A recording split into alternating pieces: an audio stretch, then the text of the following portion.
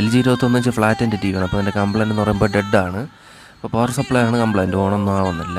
അപ്പോൾ ഈ ഒരു കപ്പാസിറ്റർ ഇവിടെ ബൾജ് ചെയ്തിട്ടുണ്ട്, പ്ലസ് ബിയിലുള്ള കപ്പാസിറ്ററാണ്. അപ്പോൾ ആ ഒരു കപ്പാസിറ്റർ ബൾജ് ആയതുകൊണ്ടല്ല ഇത് ഓണാവാത്തത്, അത് മാറ്റിയാലും ഓണാവത്തില്ല. അപ്പോൾ ബോർഡിൽ ഇതാ പവർ സപ്ലൈ വോൾട്ടേജ് ചെക്ക് ചെയ്യുമ്പോൾ ഔട്ട്പുട്ട് ഇതാ 113 കാണിക്കുന്നുണ്ട്.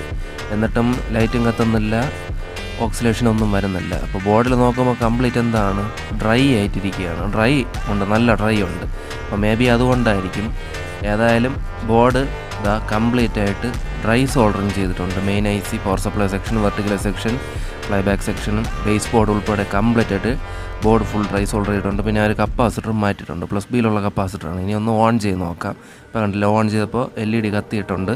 ഇതാ വീണ്ടും വോൾട്ടേജ് ചെക്ക് ചെയ്ത് നോക്കാം. കറക്റ്റ് ഇതാ 112-13 ഔട്ട്പുട്ട് കാണിക്കുന്നുണ്ട്. ഇനി സ്ക്രീൻ വന്നിട്ടുണ്ടോ നോക്കാം. അതാ കറക്റ്റായിട്ട് ബ്ലൂ ബാക്കും ഗ്രെയിൻസും എല്ലാം വന്നിട്ടുണ്ട്. അപ്പോൾ കംപ്ലയിൻസ് എല്ലാം മാറി.